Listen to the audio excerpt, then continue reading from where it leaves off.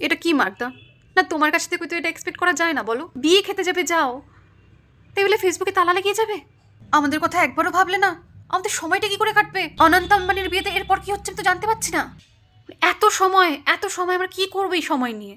Instagram চলছে না, Facebook চলছে না, জীবন থেকে সব এন্টারটেনমেন্টও চলে গিয়েছে। না আমরা বয়ফ্রেন্ড গার্লফ্রেন্ড জল হাওয়া ছাড়া বাঁচতে পারি, কিন্তু ইনস্টাগ্রাম আর ফেসবুক ছাড়া কি করে বাঁচবো? যাদের সাথে জীবনে কথা বলি না তাদের সাথে কথা বলে নিয়েছি। হোয়াটসঅ্যাপের যে গ্রুপগুলো মিউট রয়েছে সেখানে গিয়েও হাই লিখে চলে এসেছি। আননোন নাম্বারও 10 মিনিট গল্প করে নিলাম, বাড়ির সব কাজ করে ফেলেছি, তারপরেও সময় বেঁচে গেছে। কি করবো আমরা এই সময় দিয়ে? 20 মিনিট ধরে ফ্যামিলির সাথে গল্প করে নিয়েছি। মানে আজ জানতে পারলাম আমার মা বাবাকে আমি যতটা খারাপ ভাবতাম অতটাও খারাপ না। 30 মিনিট আমি টিভি দেখে নিয়েছি। টিভিতে যে এতগুলো চ্যানেলস হয় সেটাও আমি জানতাম না। কাজ খুঁজে পাচ্ছি না তো। ফেসবুক চলছে না, ইনস্টাগ্রাম চলছে না। ব্রেকআপ হওয়ার পরে বোধহয় লোকে এত দুঃখ পায়নি যতটা দুঃখ ফেসবুক আর ইনস্টাগ্রাম বন্ধ হয়ে যাওয়াতে হচ্ছে। দেখো মার্কদা, তুমি জামনগর গিয়ে এন্টারটেন হচ্ছ আর আমাদের এন্টারটেনমেন্ট কেটে দিয়ে চলে গিয়েছো। এটা কোথাকার ন্যায় বলো?